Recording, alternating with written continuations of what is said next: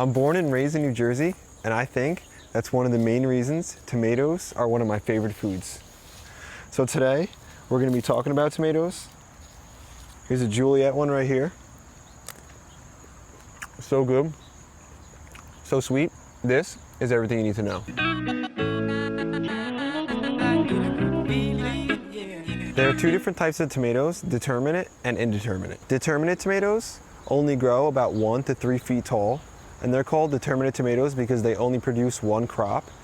And that's really ideal if you want to do something like canning or something like that, because you get all your harvest at one time. Indeterminate tomatoes will grow and produce flowers and fruit continuously. The vine here can grow from 6 to 20 feet tall.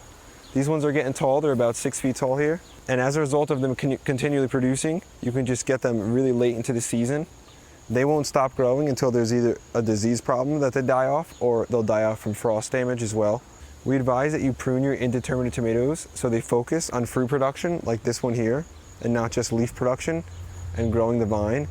This one has a number of clusters. You can see how many. It's got a bunch of clusters all over it. We're still getting a good fruit set. They're getting a good amount of light and everything, as well as this one back here. These ones taste really good. I really love these ones a lot.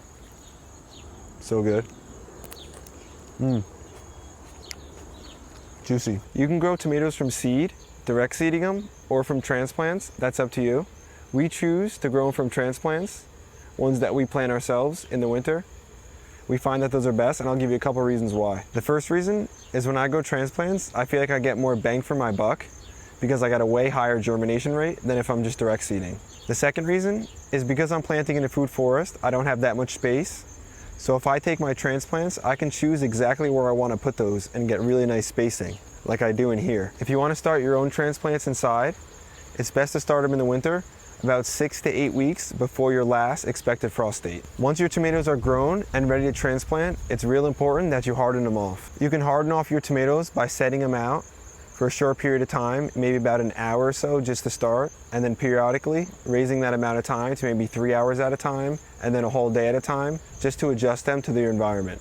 Except in really hot conditions, tomatoes love to grow in full sun. A good tip when transplanting tomatoes is to go out and transplant them on a cloudy or a day where you're getting a little misty rain.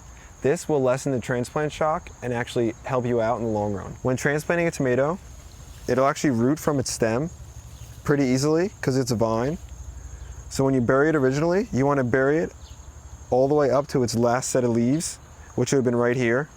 We buried ours to its last set of leaves, which was down here, but we have pruned them off since to let a lot of airflow through. If you wanted to, when transplanting, this is a sucker here. If this was a tomato plant, you could take off these leaves along the horizontal branch here and plant it in the ground horizontally like that, burying it and just leaving the top, allowing all that to root out, and that tomato will grow with a big root structure like that. We've done it before and it works pretty good, but we didn't find a huge considerable difference than just doing it like this.